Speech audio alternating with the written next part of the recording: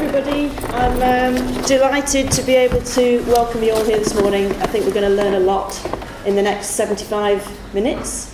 The speakers are all going to talk for about 15 minutes each, with a PowerPoint, some with and some without. And then we're going to have a panel discussion for about 10 minutes, and then we'll throw it open to yourselves.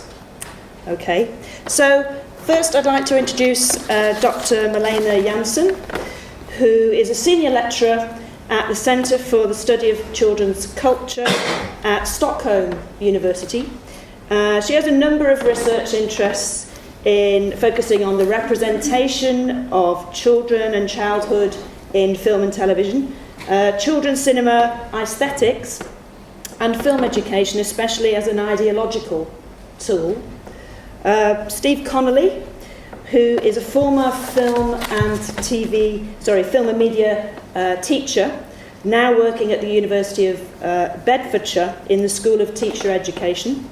Recently he's been giving a lot of thought to the role of the brain whilst watching and learning about TV and film, which he notes happens to coincide with current trends in UK education and UK educational research related to cognitivism. I knew I'd get that wrong. Which he finds fascinating but really deeply problematic also. And then we have Professor Stephanie Hemelryk Donald. Stephanie is currently Research Director for the Centre of Culture and Creativity and is a distinguished professor in film and media at the College of Arts in the University of Lincoln.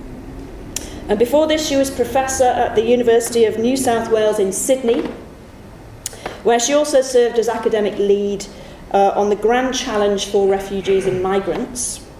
She's written several books, one of which was chosen as a Choice Outstanding Academic Title for an award in that from last year. And her interests look at images of migration, detention and childhood, and her current project pursues her interest in Chinese culture, a long interest in Chinese culture, and socialist feeling. So I think we're going to learn a lot. And I'd like to introduce, would you like to go ahead, please? Yeah. Okay, hey everybody. Sorry for not having spoken English for like a year or two. So I'm going to do this a little bit boring, like reading from the paper, but I'll try to look at you from time to time. So this is like a 15 minutes thing that comprises the article I've written for the Film Education Journal, which is not yet published, but will be published later this summer if you want to read more about it. And as indicated by the title of this presentation, I'm here to tell you a little bit about the practices and the discourses of film education in Sweden. 15 minutes isn't much, but I will actually try to squeeze in a little bit about the historical background, since I think it's a key to the understanding of Swedish film education of today, which is very centered around film as an ideological tool. A tool to mold the young pupils into good Swedish citizens. And I will also try to squeeze in a few words about what a good Swedish citizen is. But first, let's go back to 1908. A well-visited lecture in Stockholm for the Society of Education was held on the newly emerged problem of cinema and children. So the teacher and debater Marie-Louise Gagner started her lecture by asking the audience the following rhetorical question. What are we doing to the children, letting them into the darkness of the cinema theater? And then providing the answer, well, We are shutting the door to the beautiful, enchanting world in their faces, and instead plunging them into the grown-up world of sin, crime, offense, worries, sorrow, and stress. One might and should ask oneself what this generation might turn into. And this lecture by Marie-Louise Gagner was printed and widely spread in Sweden, and it can even be considered to be the starting point of a great and long debate, nationwide debate on the problem of children and cinema. And as a result of this debate, the world's first national film censor board actually was established in Sweden in 1911 with a duty to inspect every single film intended for public screening and, if approved, provide it with an age restriction. And everything, all this in the purpose of protecting the young, fragile audience against non-suitable pictures. But actually not everybody was afraid of cinema and the cinema's dangers, though. Already as early as the first decade of the 1900s, there were film education pioneers like Franz von Scheele, who actually were claiming the positive potentials of cinema as well. And among other things, he stated that the film medium unconditionally sets the children's minds in motion and helps them to express themselves more easily and distinctly. They won't just sit passively observing an analysis. Therefore, with every single cinema screening, the children's mental capacity will grow. The tied-up powers of their souls are released. And therefore, he suggests that cinema screenings for school should become part of the curriculum, as well as the screenings should be introduced by lectures and followed by discussions with the pupils in the classroom. It wasn't until the late 1980s, though, that Professor Scheele's wish was fulfilled and that film education practice of this kind, film screenings and subsequent discussions, was introduced on a national level and soon widespread across Sweden.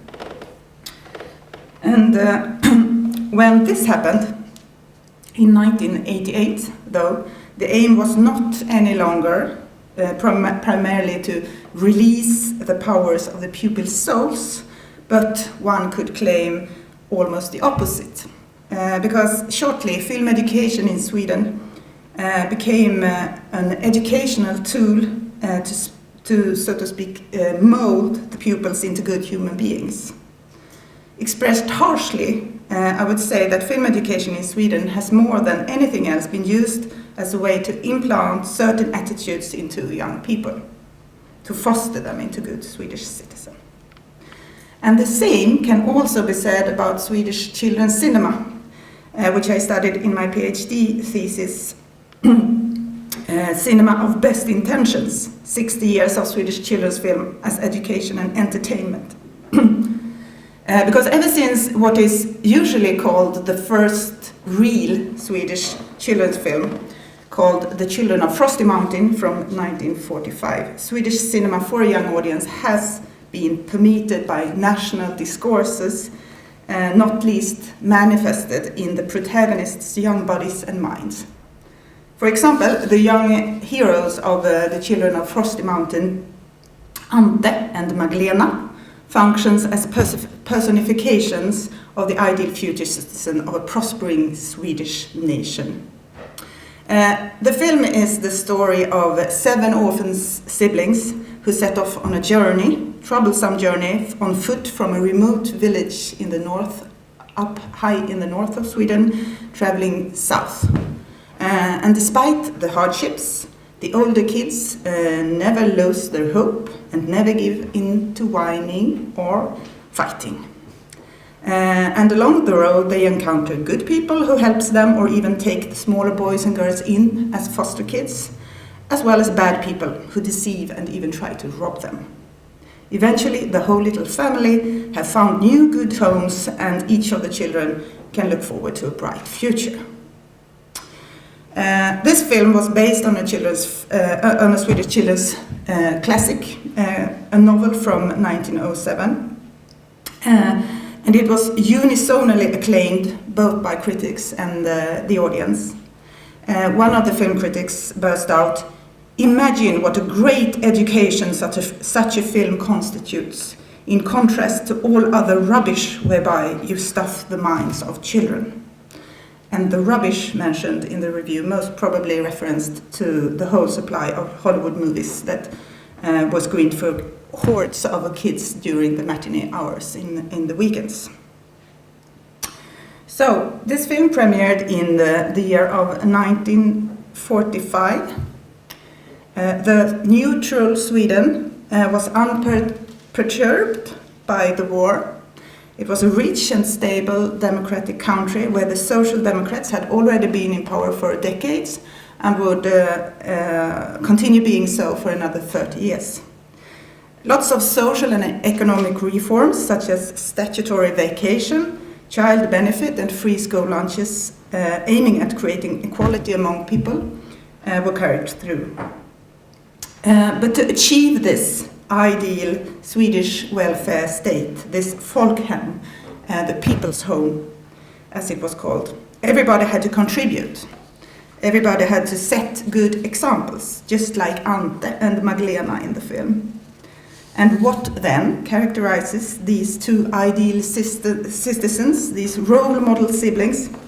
Well, first of all, they are hardworking, they are honest, courteous, humble, thrifty, sober and clean, but also extremely considerate, loyal, empathic and generous towards the weaker. And interestingly, more or less the same ideals have permeated most Swedish children's films ever since. And a lot of them also are to be recognized in the Swedish film education practice, aiming at fostering the pupils into good citizens. This is one of the things that I observed when examining film study guides published and distributed by the Swedish Film Institute during the period 1988 and 2018, and which I write more about in the article in Film Education Journal. First, just a few words on the film study guides, which are really important to the film education in Sweden. They look a bit like this. It's a leaflet for like 5 to 10 pages. And approximately 30 film study guides are produced by the Swedish Film Institute each year.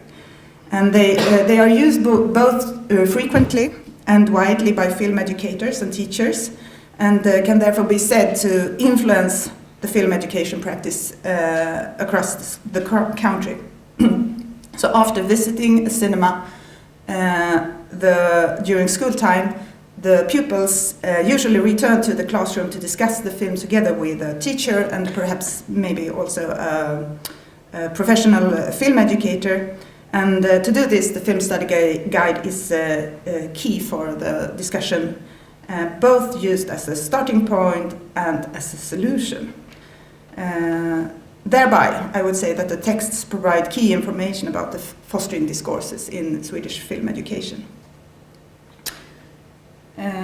So, my examination was limited to a discourse analysis of 12 film study guides, 3 from each of the years 1988, 1998, 2008 and 2018. And all of them were addressing pupils in lower secondary school, like in the age of 13 to 16.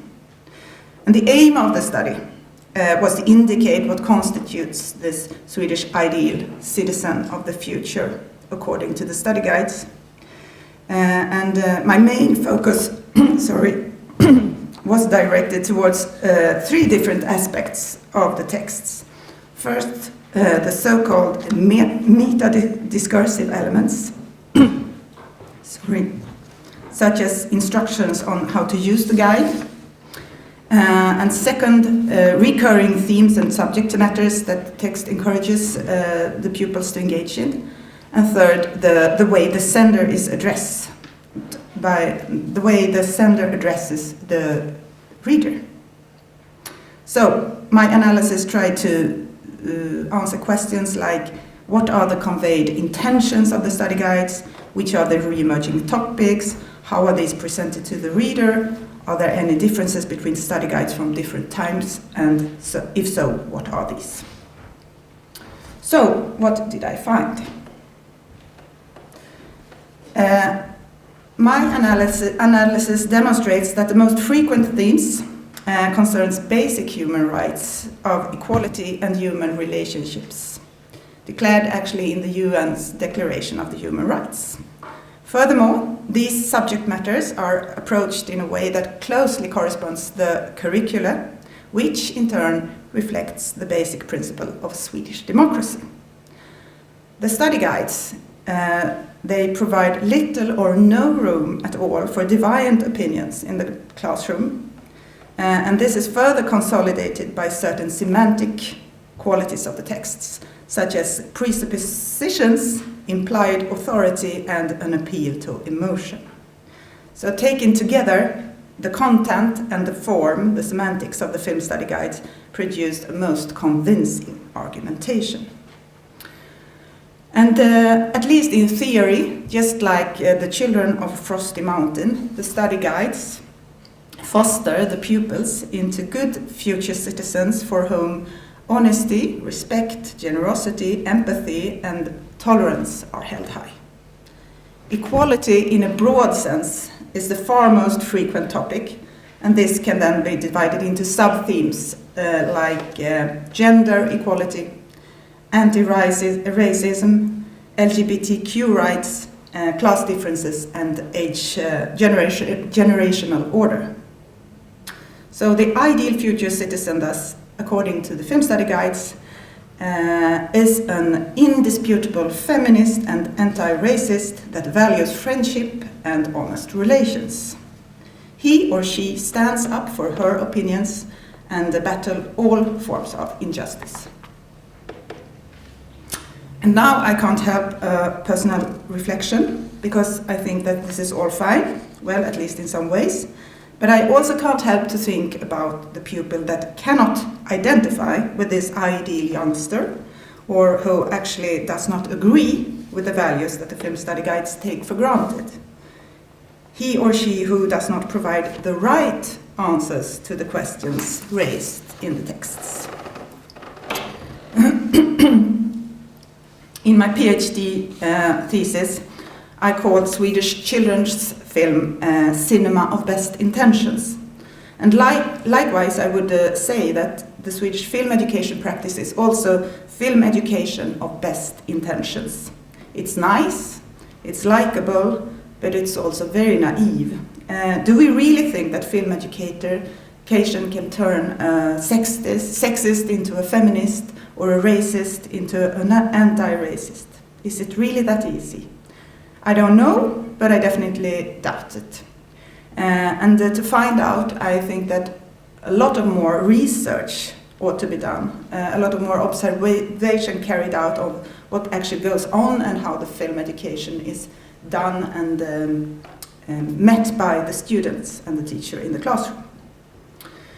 But meanwhile, to conclude, I would say that film education practice in Sweden has a long tradition. It was born out of fear from the harm that cinema was apprehended to cause to children, and it soon developed into a fostering tool. This tool was, and still is, shaped by the discourses about what constitutes a good human being. Accordingly, I would argue that the main aim for film education in Sweden, unlike many other countries, I think, is to mold the children and young people into democratic citizens of the future. You might even call it a Swedish model. Whether or not this is a suitable or adequate aim is perhaps disputable, and whether or not this kind of film education practice is successful, that is another question that I would love to hear and read more about. Thank you.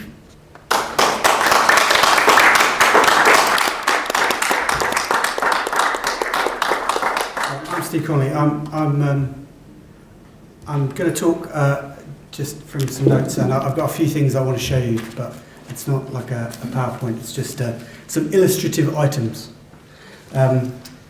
So I should start by saying this talk is about cognitivism. I am not a psychologist. So apologies to anyone who is a psychologist in the room, because you're likely to be wincing a little bit probably in the next 15 minutes or so. So apologies for that. I was a film and media teacher for about 20 years in schools in London. And this paper, the paper that's in the journal that came out at the end of last year, and this presentation are really a result of what I describe as a 15-year-old dead end in my PhD research. I was working in schools in London trying to find out a little bit about the way that students learn to make film. And I was working with a group of students across 3 years where we looked at everything that they made, and they made lots of film projects, and they wrote about them, and they talked about them, and I looked at all that, and I was always kind of interested in how do they learn to make that. And for me, I was always convinced that there was something going on in the brain, which sounds kind of a bit fatuous when you first say it, but the thing that I would say is that I wasn't really kind of confident enough to explore that avenue in terms of learning. And I was very fortunate to be supervised in my PhD by Andrew Byrne, who would be here today if he wasn't manically busy, like changing the world with his other projects. So and he obviously, if you know him, anyone knows him, he's someone whose work, his research, at least at that stage in his career, so about 15 years ago, was really about semiotics and cultural semiotics and meaning making. And so when I said, I'm really interested in what's going on in kids' brains when they learn to make film, he went, well, okay, you can look at that if you want to, but I'm probably going to be a limited amount of help to you if you want to do it. And he didn't discourage it, which is say to his credit, he did not discourage it, but he said, actually, you might find that quite hard. And he was absolutely right. I would have found it very hard 15 years ago to talk about what I'm going to talk about now. So I looked at the students' work, the films that they were making in much more kind of cultural and creative and kind of critical terms. And my PhD kind of drew some conclusions about the way that students learn in those ways. And I kind of forgot about cognitivism. It sort of went into the back recesses of my brain, and I didn't think about it. And then if you fast forward 15 years to what I do, I'm a teacher educator now, so I work with undergraduate teachers and postgraduate teachers on teacher training courses. And when I started that job about 5 years ago, I've found trainee teachers coming to me and saying things like, my head teacher started to talk a lot about things like cognitive load and brain processes and dual coding and all these kind of ideas which come out of cognitive science. And I was thinking, oh, that's quite interesting. I used to be interested in that stuff. I wonder why people are talking about it now. I wonder why suddenly it's kind of become kind of fashionable again. So I started to sort of think about what I would tell these people who would go, well, what can you tell me about cognitivism? Because the head's doing it, the head teacher wants us to do a training session on it next week, and I haven't got a clue, right? So well, what can I tell them about this?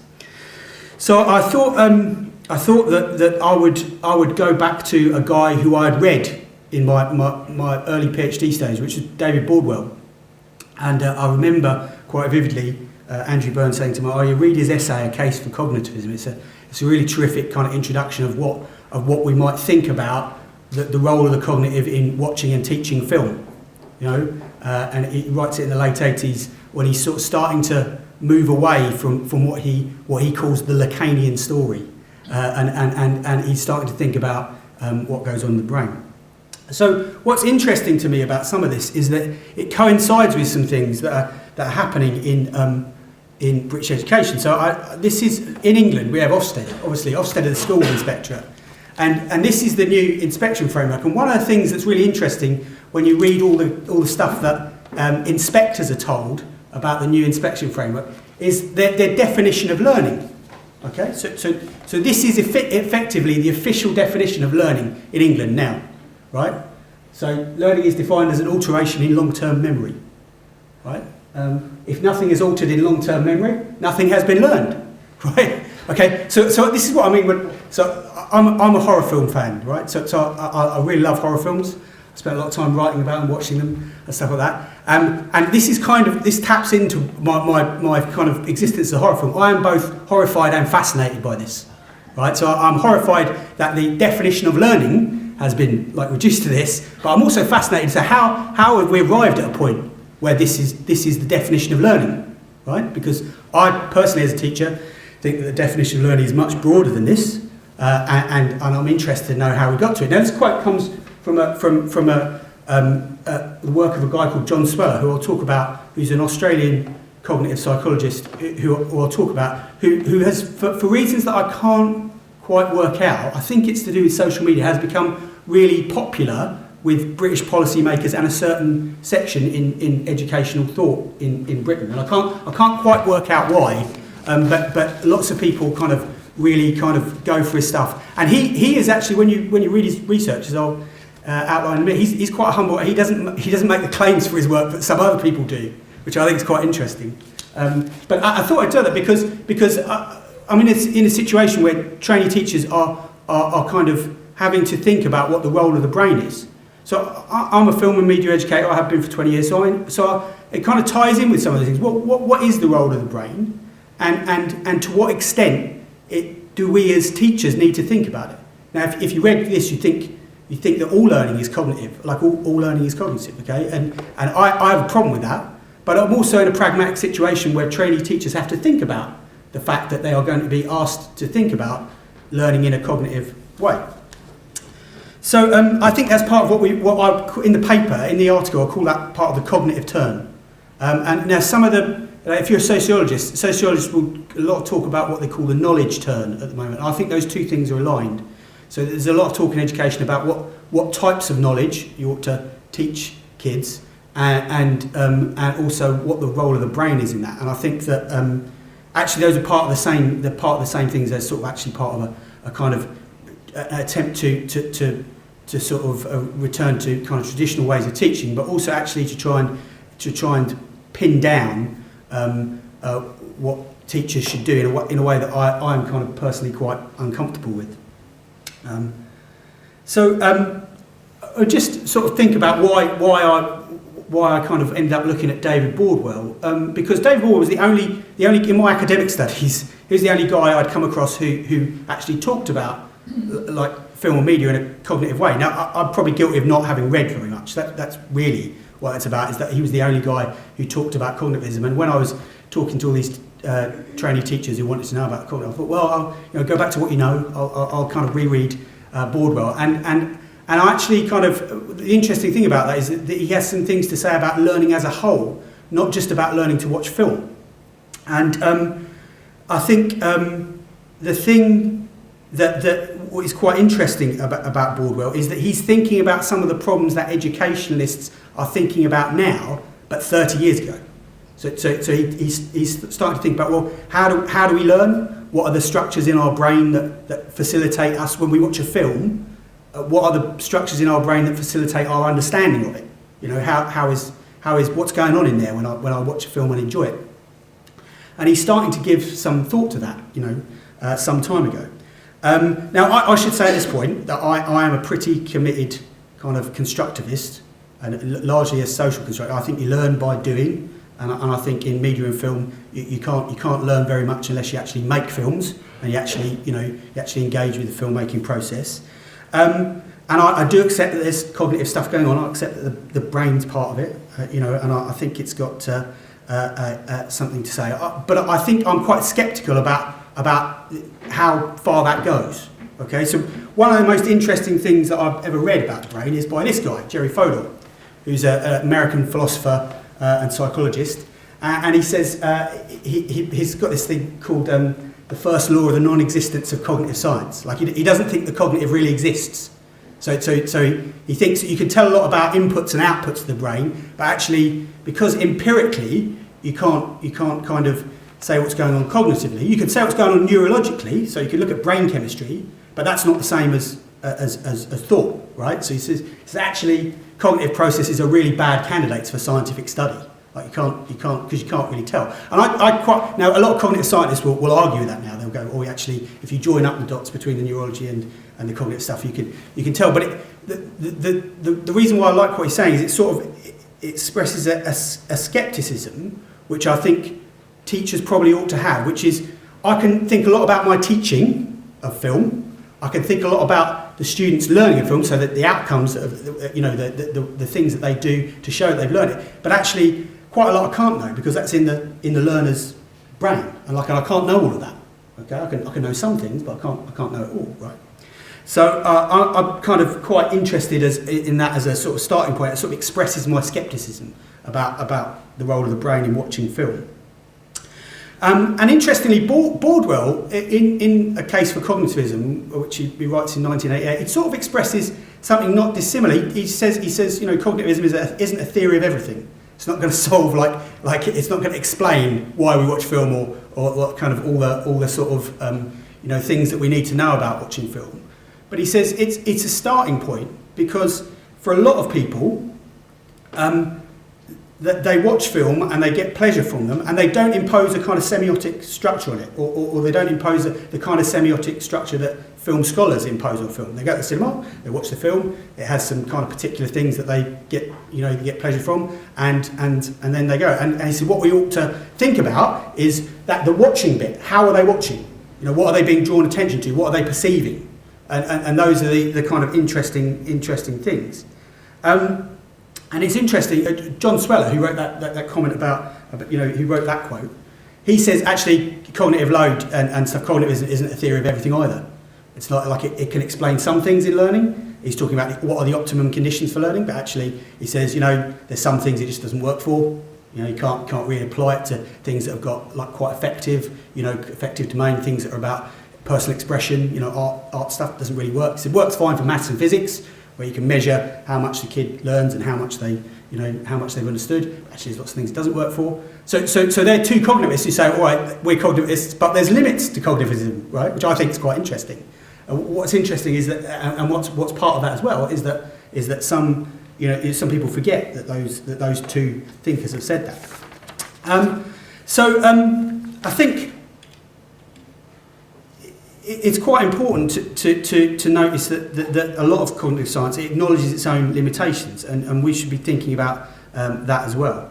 So anyway, I went back and I reread David Bordwell and cognitivism. I read two other guys as well who I'd first read when I read for my PhD, which is a guy called Paul Massaris and an Israeli academic called Gavriel Salomon, who both do sort of early kind of experimental work on how people learn to watch and what they're paying attention to when they watch moving image, which is the kind of thing that I was first interested in when I was thinking about how kids learn. Bordwell writes just about how he thinks that film scholars ought to pay more attention to what happens with things like attention, right? So he thinks that film studies, and by implication film education, has become a bit overly concerned with that thing about some version of the Lacanian story. We've all been too concerned with interpreting film, and I think that that's really kind of his kind of problem with it. So that made me think about my own practice as a teacher. What am I doing here? How I'm worried about telling the young people that what this might mean, but actually I'm not thinking about how they watch, and that leads to that question. So why should teachers be bothered about it? And Bordwell, he uses some ideas which are quite useful. So he uses the idea of the schema, which is this mental structure in the brain which helps us understand things. And because he's a cognitivist, he says, we have that structure kind of, it's there in our brain, and he kind of is suggesting that it exists a priori, and we have all these sort of kind of things in our brain which help us understand the world around us. So he gives the example of like we understand when we see on screen things like people buying and selling because we know that we've got a structure in our brain, a buying and selling schema. And that's quite interesting. So because in the paper I talk about this scene. So to give an example of that, this is from Donnie Brasco. I taught this film to A-level students for years and years, and one of the things that you realise is that Al Pacino's trying to sell Donnie a ring, but they don't talk about buying and selling. You know that they're buying and selling, but they don't talk about it at all. And that's a kind of example that I would use to illustrate what Bordwell says about the kind of structures we have in the brain. So he's kind of thinking about those things. He's thinking about the way that we learn and those structures. And I think sort of to conclude, and there's obviously you can find out a bit more about this in the article, but one of the things that teachers might need to think about is that idea of, well, how do you develop and build those structures if they're there, and how do you kind of get kids to pay attention to things, and how do you get them to learn? But I also would really emphasise, just as a final point, that I think that's only one part of the story, and I think we need to think about a whole load of other things. Film is a social phenomenon. We make sense of it, at least at some level, through other people.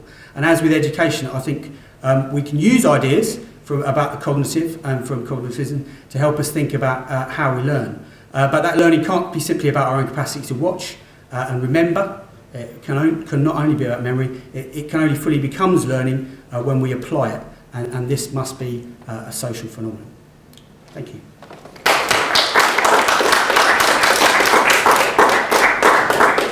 What I want to do today is talk a little bit about, the article in the Film Education Journal, which is called Follow the Yellow Brick Road, which is about work that I've done with young migrant filmmakers, but also with people that I've been able to work with because of the BFI Cent Ans de Jeunesse program, which I think is brilliant.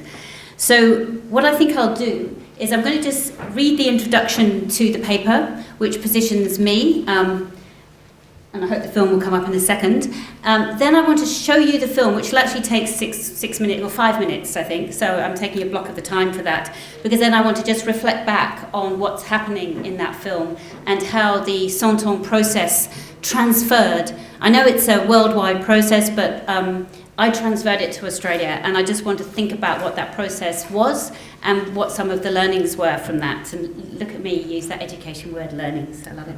Okay, so near the beginning of the cinema hypothesis, Alain Bergala explains how, in his novelistic narration of his own life, he was saved twice, by schooling and by cinema. That memory strikes a chord. In my case, educational deliverance came through studying Chinese at university, an experience that realigned my intellectual and imaginative horizons, decentering Europe and instilling a multinodal global perspective on art and culture and pretty much everything else. Bergala's recollection of cinema entering his life, and I quote, "at the heart of a sad and anxious childhood, like a lifeline which I knew from very early on would be my salvation," brought to mind my own earliest memory of cinema.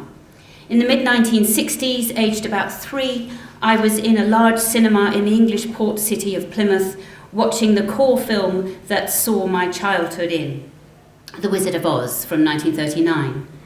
At the point when the Wicked Witch of the West's enormous green face filled the screen, I took to my heels and fled from the auditorium, outraged and terrified at once. I've no recollection how I was retrieved, I assume I was, or of whether I saw the rest of the film. Nor, however, was I told that I was wrong to run for my life in my personal little reenactment of cinema's genesis, as the audience recoiled from the oncoming train in L'arrivée d'un train en gare de la Ciotat from 1896. From this somewhat traumatic introduction to the emotional and visceral power of film, I think, came the liberating understanding that there was no protection from fear except for my own capacity to make a run for it, and subsequently to return and take another closer look at what prompted that fear. So to Bergala's 2 escape routes of school and cinema, I would add a third, theatre, so that for me one legacy from those experiences was 10 years spent working as an actor before switching back into academic work. And that's been a particular disposition for me, that any type of text, including film, must be worked. It must be rehearsed and it must be worked over and re-performed. Every audience is a new audience, every night. So for me, a text is not there just to be read, explicated, theorised and evaluated. My inclination is always to work on it, preferably collaboratively, so as to derive some sort of performative or creative output. And for me, that is why I like the Bergala process. Now, I'm going to now show you this film, which I've stupidly made small, Jamie having made it big. Okay, right. So This film was made through the Centre Indigenous process. It was made in Menai, which is in southern New South Wales, outside Sydney. It's very much a peripheral area in New South Wales. It's not rich, it's not poor, it's not entirely white, it's not entirely Indigenous, it's not had recent migration movement in it. It's quite an established migration from the kind of 20s, 30s, 40s, which makes it quite a white space. But there is also Indigenous occupation, which you may not always recognise as such. And it's also incredibly conservative, but I'll talk about that in a while.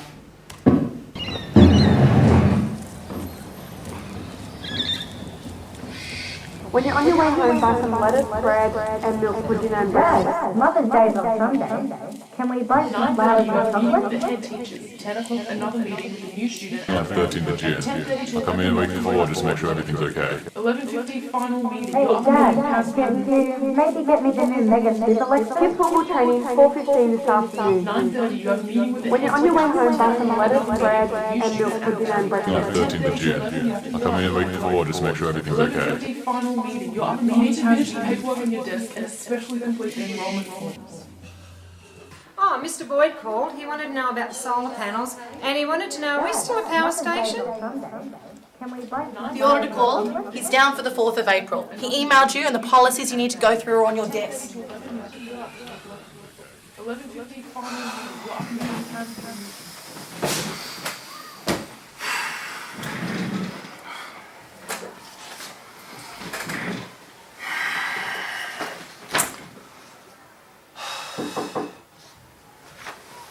Yes? Mrs. McNally again about Cooper's progress.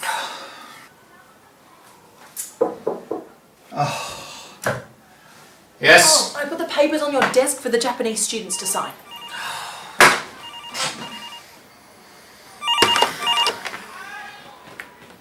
Mr. Boyd cancelled the 2:44 Yes. meeting. It's moved up to 10 a.m. Yes. Do you have the solar panel agreement papers? I'm reading it now, Oh, okay? sure. You need to bring them with you. Okay. All right. Meeting's in 15 minutes. Fine, Don't be late. okay.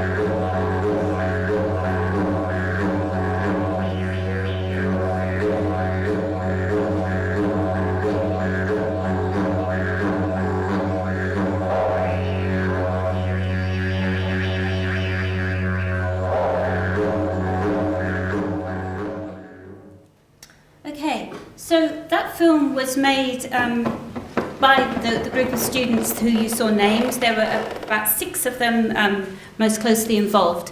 And Tegan Charles, who is a identifying Indigenous woman, was the young woman you saw at the very end of the film, and she was one of the people who tried to place this very kind of white-looking school in a different, in the environment that it was in, but not one that is always utterly visible on a daily basis, but that is where they are.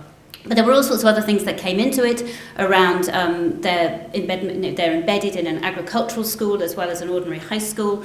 They didn't recognise any of the kind of interesting parts of their environment until we talked to them, and until we showed them films like Charlie Chaplin and Tomboy, and I can't remember all the other films that we looked at, all the ones from the BFI kind of programme from the play year, which that was the play year that was in, but also films that they found themselves where play was important.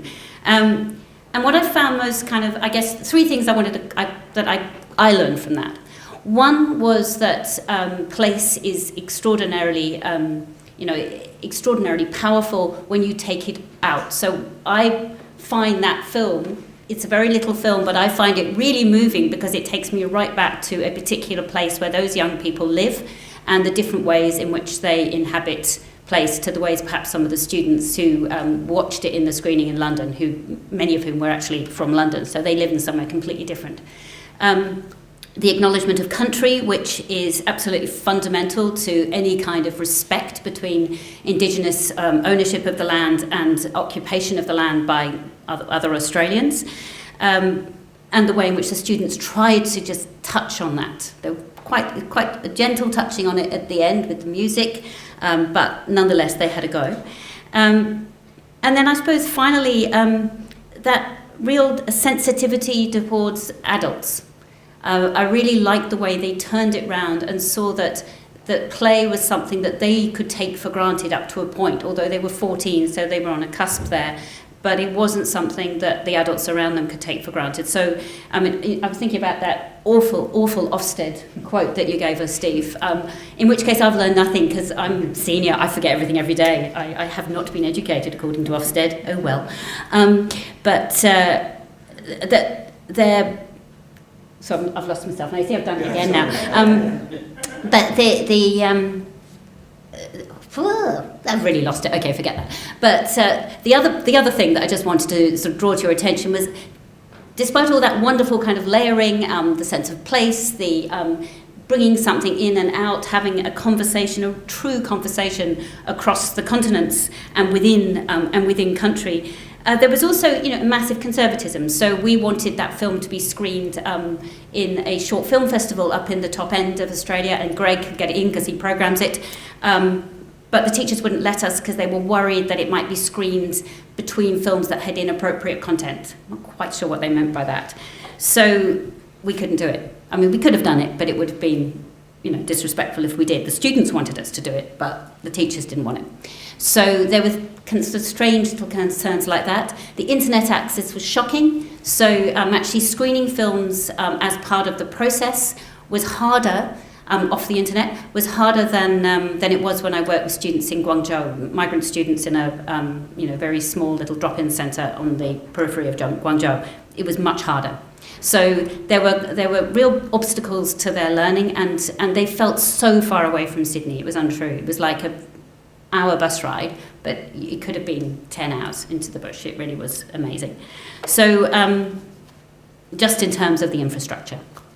So those were the things that I brought up, actual opportunity, infrastructure, place, and different forms of respect that those students demonstrated and that I thought was worth learning from. I'm not sure if I have a conclusion, but my conclusion here is that, the various recollections, those but also ones in the paper, inflect a reading for me of Bergelar's approach to film education. First, the gatekeeper, of course, in this case, the school didn't want us to screen it beyond very kind of simple screenings at school. And they don't mind me bringing it to the BFI or showing it to you, but film festival in the top end. The gatekeeper may be problematic and seek to constrain and control the film education process and outcomes. So as educators, we have to learn from our frustrations in these circumstances. So even if we can't always be the ideal passeur, the facilitator, we should remember at least not to be the censor. Second, we should be aware that not all gatekeepers are the enemy of inspiration or freedom.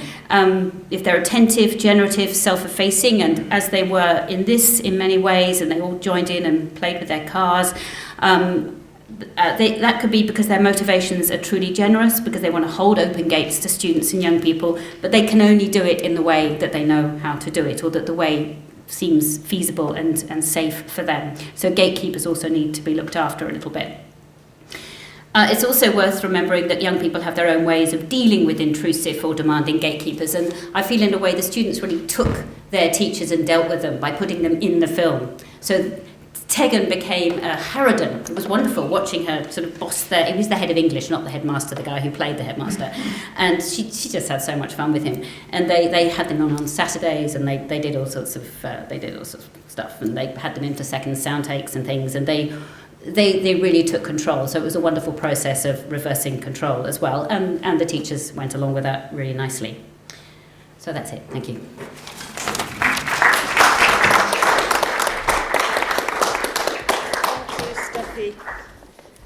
Well, I think you'll agree we have three very different accounts of film education going on in various corners of the world.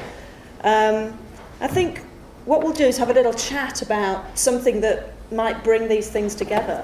What struck me was the recurring obstacles that beset film education from an institutional point of view, local, national, ideological, in all of those accounts. I think this came through. I think Malena, I'm quite surprised by the Swedish, surprised by the longevity with which that film education has been going on, but also surprised by how much it doesn't seem to have changed. No, exactly.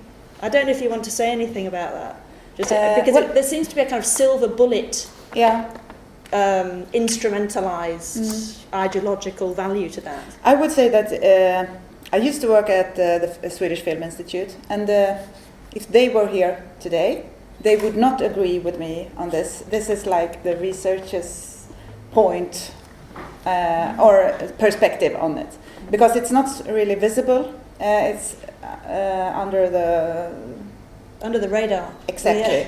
Yeah. Like discourses always are. Absolutely. In a way. Yeah. I think that the Swedish Film Institute would say that they open up the pupils' minds, that they learn, they teach them how to love cinema, and also to make cinema or understand cinema, like media competence way. But so when they describe what they are doing on their website, the Swedish Film Institute, that's what they are saying. But yes. This is far more what really happens, I think, in the classrooms.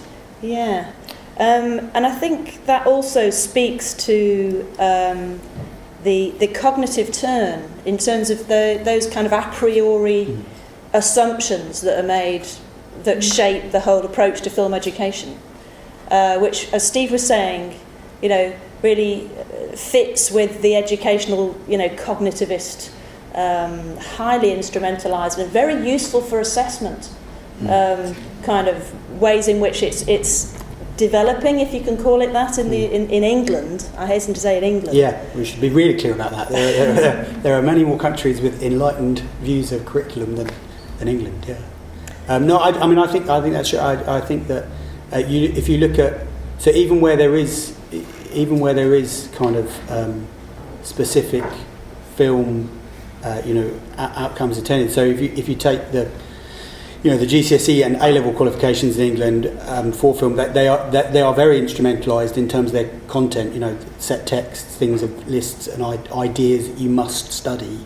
Those kind of things, and that's part of a broader attempt to quantify knowledge. That is a trend in England and in some other places as well, we would say, But I think it's really interesting to hear Malena kind of talk about that idea that that even though it is instrumentalised, at least there's a sort of view that it can be useful in that way. We in England that kind of idea is really been pushed to the edges. In schools in some ways. So obviously there's good people doing work, like the BFI in terms of trying to kind of keep that going. But I was just struck by the fact that there was a kind of there is a discourse there, but this is a national dialogue about it, which is useful. And then Steffi's film, which was tremendous. I think it was lovely to watch. I don't know if you want to say a little bit more about how that came about. Yeah, sure. So I'd been living in the UK for about a year or so, and Mark introduced me to the Stockholm process. Background to that, so we did it in Birkenhead, and it was really wonderful work with them, and it was slightly older, sort of 17-year-olds. So when I went back to Australia, I thought I'd really like to have a go and work on it in there. And I was thinking, because I've been working with people of young people of refugee or first generation migrant background, that those were the people I would work with again. But when I talked to the people I'd worked with before, they went, we get so many people coming to work with us now. We don't really need any more, and they suggested that I go to this other school, Manai, because a teacher had transferred there, and she said nothing ever happened there. Nobody ever comes out to Manai. No one goes there. So they get left out, really, particularly of kind of cultural interventions. Because in Sydney, everyone's sort of, and Melbourne, we all go around in circles, going to the places we go and going to the places where we're needed and da-di-da. But we don't take the next step and go to the boring peripheries of Dandenong and Manai and so on. So I went to Manai and worked with them there, and it was very effective, and it was very interesting. But it did have extremely banal problems around infrastructure, contact, transport, etc. There was one day when I had to get out a bit late, and so I had to catch the school bus, and there was this school bus that was so full that the driver let me sit up next to him in the bus, because there was no room, because there's so many students and these buses pick up all these students from 2 or 3 high schools, and they just drive them around the south and drop them off in these places, and just health and safety, forget it. It's just, he said, I can fit you on, love, you're a grown up, you can stand next to me. So I got up right next to the driver, but it was stuff that wouldn't happen in Sydney, wouldn't be allowed to happen in Sydney. Yeah, don't we love the llamas? Yeah, fantastic. Anyone who knew there were llamas over there? Anyway, llamas. Does anyone have any questions to ask any of our speakers? Don't know about any of the challenges. Yeah. Yeah, thanks very much.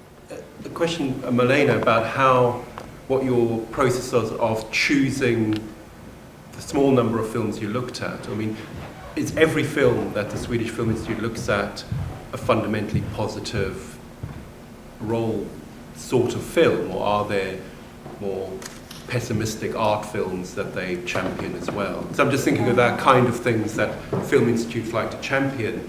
Yeah. There is that kind of depressive suicide story that is also quite popular. Yes, but I would say that they choose. They don't choose the blockbusters. They choose the smaller films and Swedish films. But only Swedish films. No. Swedish and worldwide. A lot of third countries films and etc. But there is always possible to turn it into something positive, and the Swedish Film Institute is really good at that.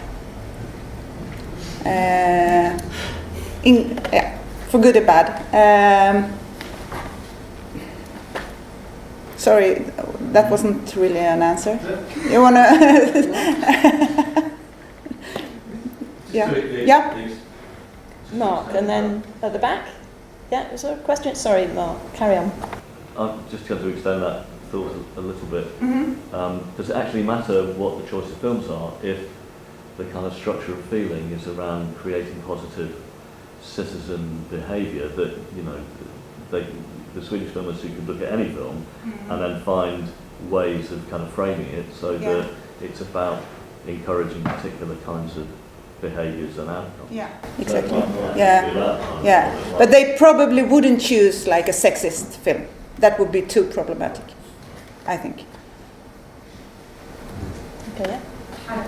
So I wonder, I'm sorry, it's back to the Swedish. Yeah. Because I'm from South Africa and we did a lot of work with the Norwegians and we thought it was fantastic because, quite frankly, we have nothing. So this was great to see, even the fact that there are research, that there's a document that I can take and use in teaching.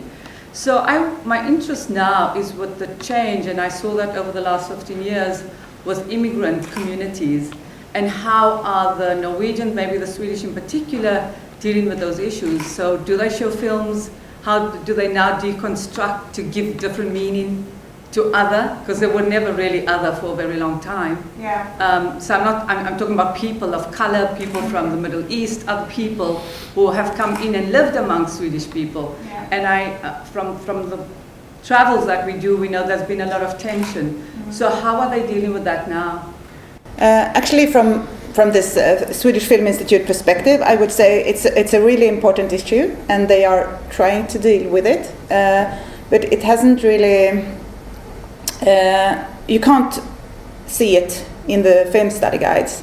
The film study guides, the themes are often about this immigration, and we need to be tolerant and embrace cultural diversity and everything. But still, the texts are written for the non-immigrants. It's always about them, the immigrants. So that is really, really problematic, I would say. So that's what I mean with the presuppositions, that they take for granted that the ones that are reading this or doing film education is non-immigrant. Yeah, just to add to that, because one of the things that happened with Munai is the students we were working with, they self-selected, and they said, but we have 2 Syrian refugees in the school. Should we go and interview them and make our film about them? And I said, well, no, actually, because if they'd wanted to be part of this process, they would have put their hands up and said, we want to be part of this process. But because they didn't, you can't go and just use them to tell a story for you. They're your fellow pupils, but they're not your source. So that was interesting going through with them quite quickly, because that's obviously something that a lot of refugee studies has gone through over about 20 years to get to that point, to sort of understand that you can't use people as sources. And but it came up very quickly with those guys. Hello there. I'm quite interested to hear your views on the film canon. I have to say that I'm not someone that necessarily is a proponent of film canons, okay? But what struck me about things that linked the 3 of your presentations was the possibility, implicit or explicit, of an educational film canon.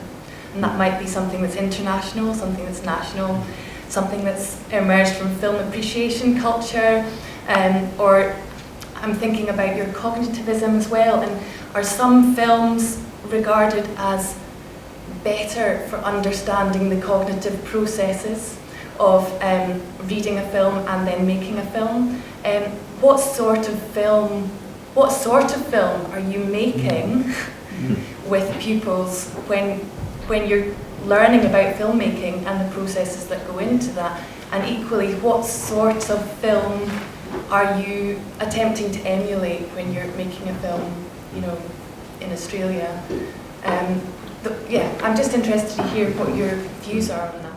I mean, the Centon process provides through the BFI and Bergler a DVD or a website with lots of sections of films, short sequences, which have been allied to that particular theme, whatever the theme is that year.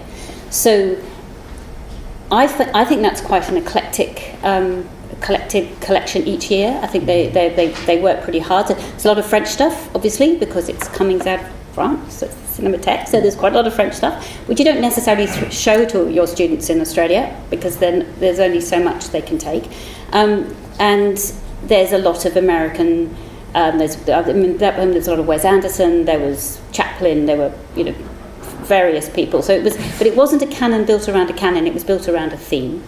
And what I did was, let them watch bits and pieces of it as they want, and I gave them access to it. And they would come up with what they thought were most interesting for them. Charlie Chaplin, they just didn't know about Charlie Chaplin, and they found him brilliant. And he's really good for teaching about what you can achieve in a short sequence if you're trying to be funny or to be playful or whatever. So he was a good learning tool, and I took that direct from Bergelaar through the BFI.